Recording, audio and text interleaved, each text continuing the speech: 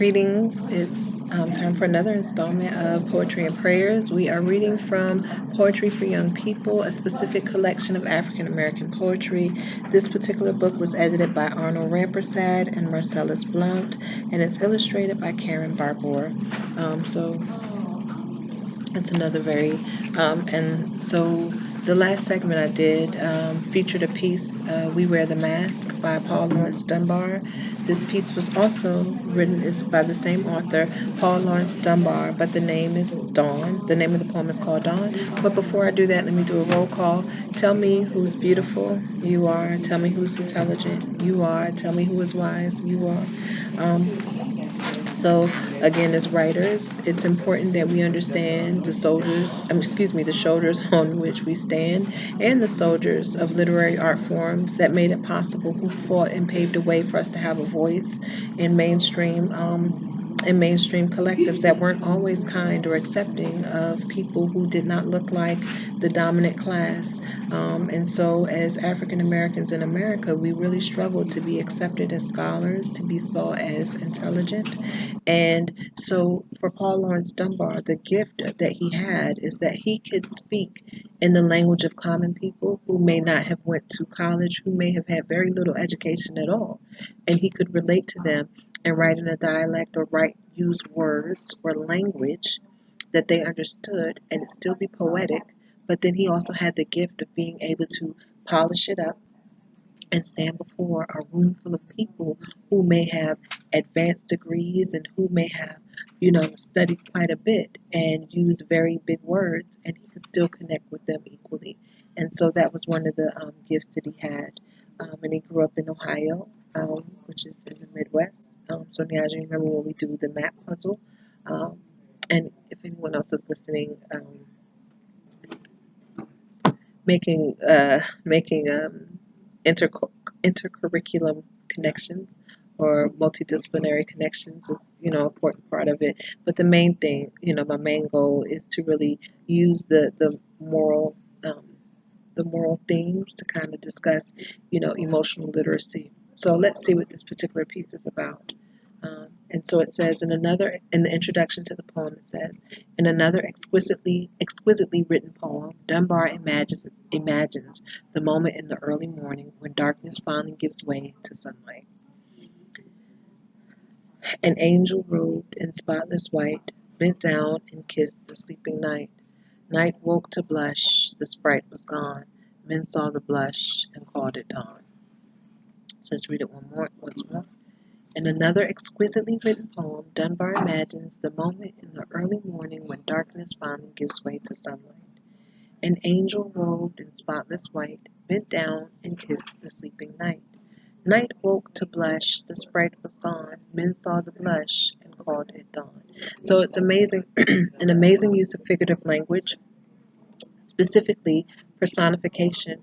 So when we use personification, what we do is we assign human attributes to inanimate objects, and sometimes even with animals. We kind of we assign human attributes to things that wouldn't otherwise have those attributes. So specifically here, it says an angel robed in spotless white, bent down and kissed the sleeping night. So night isn't a thing that actually sleeps, right? Night is an occurrence. It's a time of day. It's a partition of the hours and the day, right? Or a separation between, when the sun is out and when the moon comes out. But here it says sleeping night, right? So that's figurative language. Then it goes on to say night woke. Well, if night doesn't actually sleep, we know that night wouldn't actually wake up either.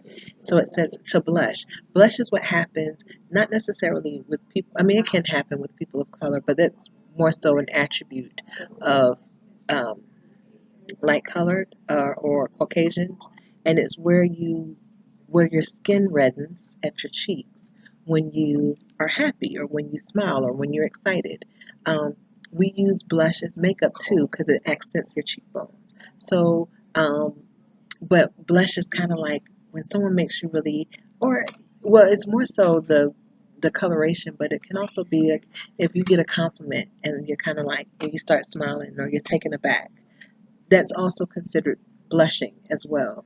But for the purpose of this poem, the picture that he's drawing, if you or the picture that he's creating is if you look at the sun in the morning, if you look in the sky in the morning, and sometimes we've done this, and there's that pink line through the sky, and there's this um, beautiful variation of color. And so it's saying about, the coloring of the sky when night gives way to day. And that can also be the color that we receive in life when we've gone through a dark time or we've gone through a challenge. And in that moment, all you can see is that, man, it's really, really hard and you don't see your way out. But as things begin to lighten and light enters into the picture in terms of sunlight or the silver lining, you begin to see a way and you begin to be able to find beauty in the thing that made you struggle.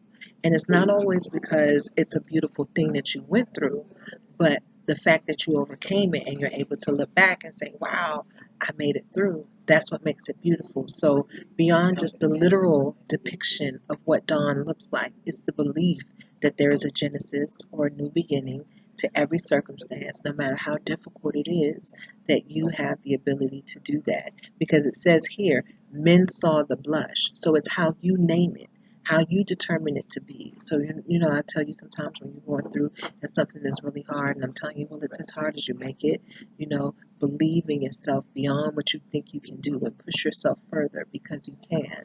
You can do it. You can do anything you put your mind to because you are blessed and highly favored. From the crown of your head to the sole of your feet, God has his hands on you.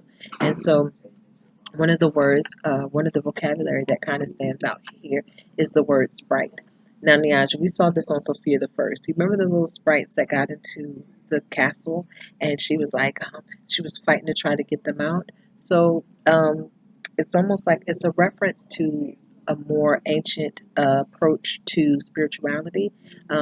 It's called paganism, and so it's akin to an angel or an angelic spirit.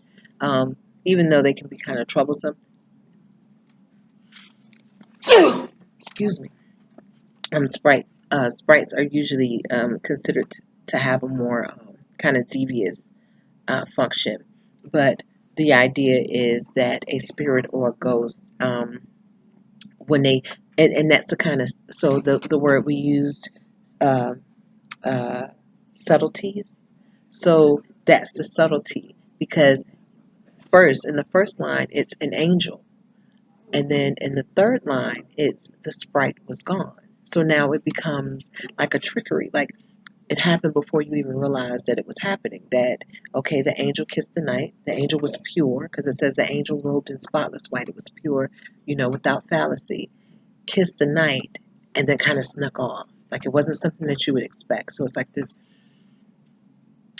unexpected glory is what I think he's communicating in this particular piece. And so it's beautiful, and that's the genius, or that's the intelligence, or that's the gift that Paul Lawrence Dunbar was able to express. That he could really, you look at the simplicity of the sun coming up, and he turned it into this deeper query, or this deeper ponderance or exploration of where dawn comes from without saying where does the dawn come from.